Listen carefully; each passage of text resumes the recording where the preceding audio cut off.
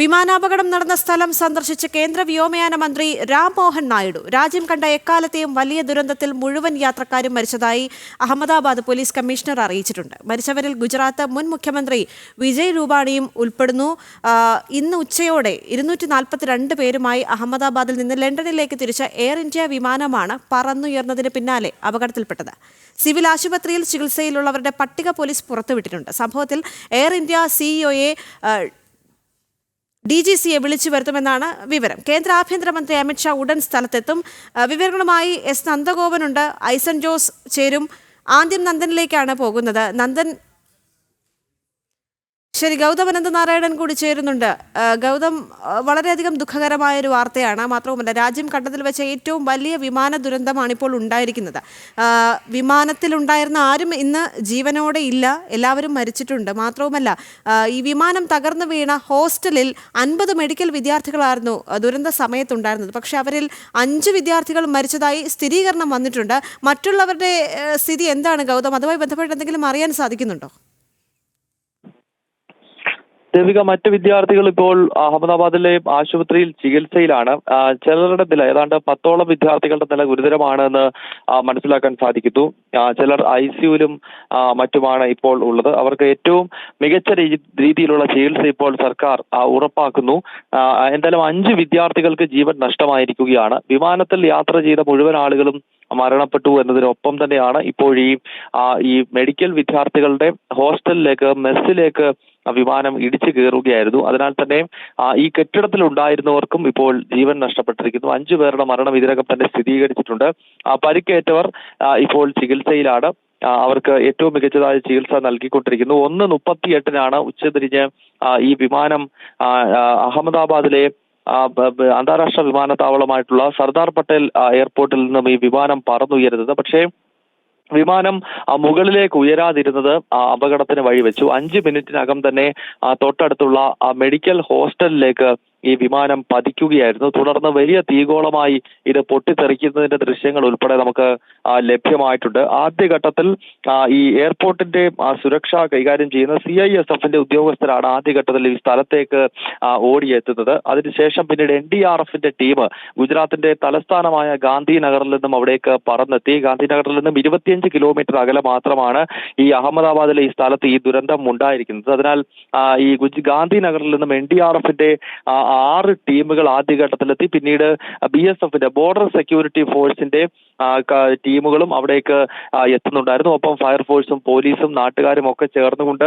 രക്ഷാപ്രവർത്തനം നടത്തി. വളരെ വേഗത്തിൽ തന്നെ പരിക്കേറ്റവരെ ആശുപത്രിയിലേക്ക് എത്തിച്ചു. അതിനാൽ തന്നെയാണ് മരണസംഖ്യ ഒരു പരിധിക്ക് അപ്പുറത്തേക്ക് പോകാതെ, അതായത് വിമാനത്തിലുള്ളവർ മുഴുവൻ മരണപ്പെട്ടു എന്നത് ദുഃഖകരമാണ്. പക്ഷേ വിമാനം പതിച്ച് ഈ സാധാരണക്കാരുടെ ഇടയിലേക്ക് വലിയ ദുരന്തമായി അത് മാറാതിരുന്നത് ഈ കാര്യക്ഷമമായ ഇടപെടൽ ഗുജറാത്തിലെ സർക്കാരും അതോടൊപ്പം തന്നെ CISF, BSF, ഒപ്പം NDRF ഉൾപ്പെടുന്ന ടീമിന്റെ ഭാഗത്തു നിന്നുണ്ടായി. അല്ലെങ്കിൽ ഒരുപക്ഷെ ജനവാസ കേന്ദ്രത്തിലേക്കാണ് ഈ വിമാനം തകർന്നത് എന്നതിനാൽ ഒരുപക്ഷെ നമ്മൾ ഇപ്പോൾ പറയുന്നതിനെക്കാട്ടിൽ വലിയൊരു നമ്പറിലേക്ക് ആ മരണസംഖ്യ എത്തിയേനെ. അതിനാൽ കാര്യക്ഷമമായ ഇടപെടൽ ഉണ്ടായി എന്നത് ഒരു വസ്തുത തന്നെയാണ്. എന്തായാലും ഇപ്പോൾ ഈ സ്ഥലം രാംമോഹൻ നായിഡു, അദ്ദേഹം കേന്ദ്ര വ്യോമയാന മന്ത്രിയാണ്, അദ്ദേഹം സന്ദർശിച്ചു. സ്ഥിതിഗതികൾ വിലയിരുത്തി. അവിടെ രക്ഷാപ്രവർത്തനങ്ങളുടെ ഏകോപനം അദ്ദേഹം കൃത്യമായി നേരിട്ട് വിലയിരുത്തുകയാണ്. മാത്രമല്ല, നിലവിൽ ഈ സർദാർ വല്ലഭഭായ് പട്ടേൽ വിമാനത്താവളത്തിലാണ് ഹെൽപ്പ് ഡെസ്ക് രൂപീകരിച്ചിരിക്കുന്നത്. വളരെ പെട്ടെന്ന് തന്നെ ഈ വിമാനത്താവളത്തിന്റെ ടെർമിനലിൽ താൽക്കാലികമായ ഒരു ഹെൽപ്പ് ഡെസ്ക്, വളരെ പെട്ടെന്ന് വിശാലമായൊരു പന്തൽ ഇട്ട് അതിനകത്തേക്ക് എല്ലാ സജ്ജീകരണങ്ങളും ഒരുക്കി മണിക്കൂറുകൾക്കകം തന്നെ അവിടെ ഒരു ഹെൽപ്പ് ഡെസ്ക് ഇപ്പോൾ ഗുജറാത്ത് സർക്കാർ ആരംഭിച്ചിരിക്കുകയാണ്. അവിടേക്കാണിപ്പോൾ ഈ മരണപ്പെട്ടവരുടെ കുടുംബാംഗങ്ങളും മറ്റും എത്തിക്കൊണ്ടിരിക്കുന്നത്. അവിടെ എല്ലാ വിവരങ്ങളും കൃത്യമായിട്ട് തന്നെ നൽകുന്നതിനും ഈ വരുന്നവർക്ക് വേണ്ട മറ്റ് സൗകര്യങ്ങളെല്ലാം ഒരുക്കുന്നതിനും വേണ്ടിയിട്ടാണ് ഈ ഹെൽപ്പ് ഡെസ്ക് വിമാനത്താവളത്തിന് പുറത്ത് സജ്ജീകരിച്ചിരിക്കുന്നത്. ഹെൽപ്പ് ഡെസ്കിൽ നമ്പറും ഇപ്പോൾ ലഭ്യമായിട്ടുണ്ട്. ഏതായാലും നിലവിൽ ഈ രാജ്യത്തിന്റെ വിവിധ ഭാഗങ്ങളിലുള്ളവർ മരണപ്പെട്ടവരിൽ ഉൾപ്പെടുന്നു. ഇതിൽ നമുക്കറിയാം മലയാളിയായ പത്തനംതിട്ട തിരുവല്ല പുല്ലാട് സ്വദേശി രഞ്ജിനിയും ഈ മരണപ്പെട്ടവരിൽ ഉൾപ്പെടുന്നുണ്ട് എന്നത് നമ്മൾ നേരത്തെ തന്നെ തിരിച്ചറിഞ്ഞിട്ടുണ്ട്. എന്തായാലും ഈ മരണപ്പെട്ടവരുടെ മൃതദേഹം ഇപ്പോൾ തിരിച്ചറിയാൻ പറ്റാത്തൊരു അവസ്ഥയിൽ തന്നെയാണ്. കാരണം വിമാനം പൂർണ്ണമായിട്ട് തന്നെ കത്തി അമരുന്നത് നമ്മൾ ദൃശ്യങ്ങളിൽ ഉൾപ്പെടെ കണ്ടു കഴിഞ്ഞിരിക്കുന്നു. അതിനാൽ DNA പരിശോധനയും മറ്റും നടത്തിയതിനു ശേഷമാകും ഒരുപക്ഷെ ഇവരുടെ ആരൊക്കെയാണ് ഈ മരണപ്പെട്ടത് അല്ലെങ്കിൽ അവരുടെ മൃതദേഹം ഏതാണ് എന്നത് സംബന്ധിച്ച് കൃത്യമായി തിരിച്ചറിയാൻ കഴിയൂ. അത്തരം കാര്യങ്ങളിലേക്ക് ഇപ്പോൾ ഈ സർക്കാരും അതോടൊപ്പം തന്നെ മറ്റ് ഈ ആശുപത്രി അധികൃതരും ഒക്കെ കടക്കുന്നതായാണ് നമുക്ക് ലഭ്യമാകുന്ന വിവരം. Devika. Gautam, quick action team അവിടെ രക്ഷാപ്രവർത്തനം നടത്തി വരികയാണ്. അതോടൊപ്പം തന്നെ എഞ്ചിനീയറിംഗ് ടീമും JCBകളുമായി അങ്ങോട്ടേക്ക് എത്തുന്നു എന്നാണ് അറിയാൻ സാധിക്കുന്നത്. ദേവിക, ഇപ്പോൾ ഈ ആളുകളെ മാറ്റുകയും അത് രക്ഷാപ്രവർത്തനം അവിടെ ഏതാണ്ട് പൂർണ്ണമായിട്ടുണ്ട്. കാരണം ആ സമയത്ത് തന്നെ നേരത്തെ ഞാൻ സൂചിപ്പിച്ചിരുന്നു, CISF അതുപോലെ BSF ഒപ്പം NDRFന്റെ ടീം വളരെ പെട്ടെന്ന് എത്തി. ഒപ്പം പോലീസ്, ഗുജറാത്തിലെ ജനങ്ങൾ എല്ലാവരും വളരെ കാര്യക്ഷമമായി തന്നെ അവിടുന്ന് ആളുകളെ മാറ്റുകയും ഈ ഹോസ്റ്റലിൽ പരിക്കേറ്റവരെയൊക്കെ വളരെ പെട്ടെന്ന് ആശുപത്രിയിൽ എത്തിക്കുകയും ചെയ്തു. ഇപ്പോൾ ഈ JCBയും ഒക്കെ ഉപയോഗിച്ചുകൊണ്ട് ഇപ്പോൾ നടക്കുന്ന പ്രവർത്തനം എന്നത് ഈ വിമാനത്തിന്റെ അവശിഷ്ടങ്ങളും മറ്റും കെട്ടിടങ്ങളിലേക്കൊക്കെ തറച്ചു കയറിയിട്ടുണ്ട്. അതെല്ലാം മാറ്റുകയും ഒപ്പം ഈ തകർന്ന കെട്ടിടങ്ങളുടെ അവശിഷ്ടങ്ങളിൽ കൃത്യമായി പരിശോധന, ആരെങ്കിലുമൊക്കെ അതിൽ പെട്ടുകിടക്കുന്നുണ്ടോ എന്നതിലൊരു അവ്യക്തതയുണ്ട്. അക്കാര്യങ്ങളാണ് ഇപ്പോൾ ഈ ക്വിക്ക് റിയാക്ഷൻ ടീമും NDRFന്റെ ടീമും അതോടൊപ്പം തന്നെ അർദ്ധസൈനിക വിഭാഗം CISF. ഗൗതം, ഞാൻ ഇടപെടുകയാണ്. ഇപ്പോൾ കേന്ദ്ര വ്യോമയാന മന്ത്രി റാം മോഹൻ നായിഡു ഇപ്പോൾ ദുരന്ത സ്ഥലം സന്ദർശിച്ചതിന് ശേഷം മാധ്യമങ്ങളോട് സംസാരിച്ചു എന്നാണ് അറിയാൻ സാധിക്കുന്നത്. അദ്ദേഹം പറഞ്ഞ കാര്യങ്ങൾ എന്താണെന്ന് അറിയാൻ സാധിക്കുന്നുണ്ടോ ഗൗതം? മാത്രവുമല്ല, കേന്ദ്ര ആഭ്യന്തരമന്ത്രി അമിത്ഷാ അവിടേക്ക് എത്തുന്നു എന്നൊരു വിവരം ലഭ്യമാകുന്നുണ്ടോ?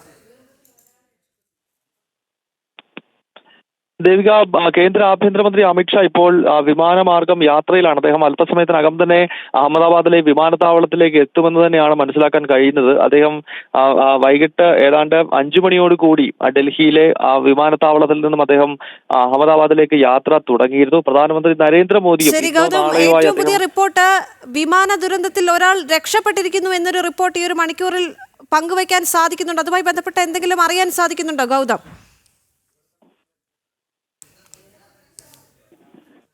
ദേവിക, അതിന്റെ കൂടുതൽ വിവരങ്ങൾ എടുക്കേണ്ടതുണ്ട്. കാരണം നേരത്തെ ഗുജറാത്ത് അഹമ്മദാബാദ് പോലീസ് തന്നെ വ്യക്തമാക്കിയത് ഇതിൽ മുഴുവൻ ആളുകളും മരണപ്പെട്ടു എന്നത് സംബന്ധിച്ചായിരുന്നു. അതിനാൽ തന്നെ ഇപ്പോൾ ആരെങ്കിലും രക്ഷപ്പെട്ടിട്ടുണ്ട് എങ്കിൽ അത് കൂടുതൽ വിവരങ്ങൾ അതുമായി ബന്ധപ്പെട്ട് തേടേണ്ടതുണ്ട്.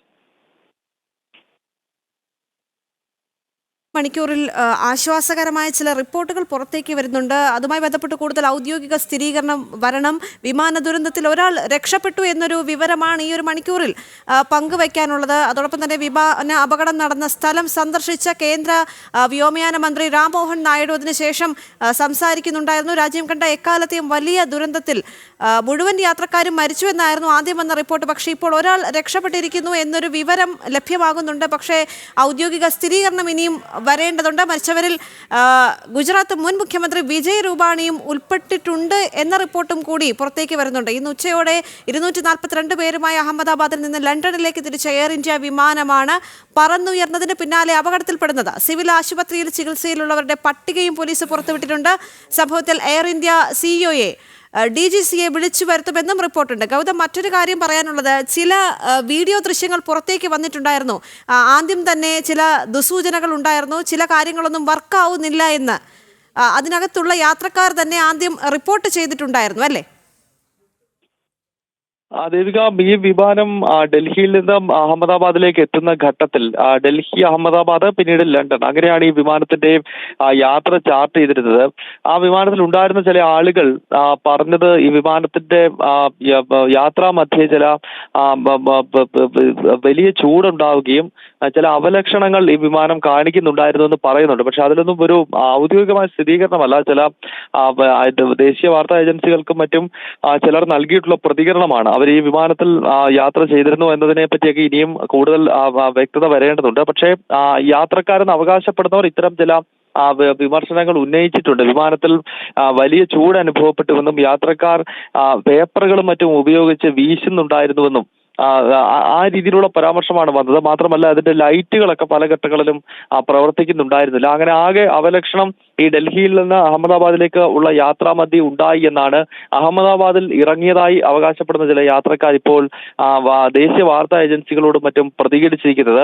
അങ്ങനെയെങ്കിൽ ആ കാര്യങ്ങളെല്ലാം വളരെ വിശദമായിട്ട് തന്നെ ഈ സമഗ്രമായിട്ട് തന്നെ അന്വേഷിക്കും എന്ന കാര്യത്തിൽ യാതൊരു സംശയവുമില്ല. കാരണം രാജ്യം നടുങ്ങിപ്പോയ ഒരു വലിയ വിമാന ദുരന്തം തന്നെയാണ്. ഇതിനു മുൻപ് ഇതിലധികം ആളുകൾ മരണപ്പെട്ട ഒരു വിമാന ദുരന്തമേ നമ്മുടെ രാജ്യത്ത് ഉണ്ടായിട്ടുള്ളൂ. അത് വർഷങ്ങൾക്ക് മുമ്പാണ്. 1996 രാജ്യ തലസ്ഥാനത്താണ് ഡൽഹിയിൽ അന്ന് സൗദി എയർലൈൻസിന്റെ ഒരു വിമാനവും അതുപോലെ തന്നെ ഉസ്ബെക്കിസ്ഥാൻ എയർലൈൻസിന്റെ മറ്റൊരു വിമാനവും തമ്മിൽ ഇടിക്കുകയും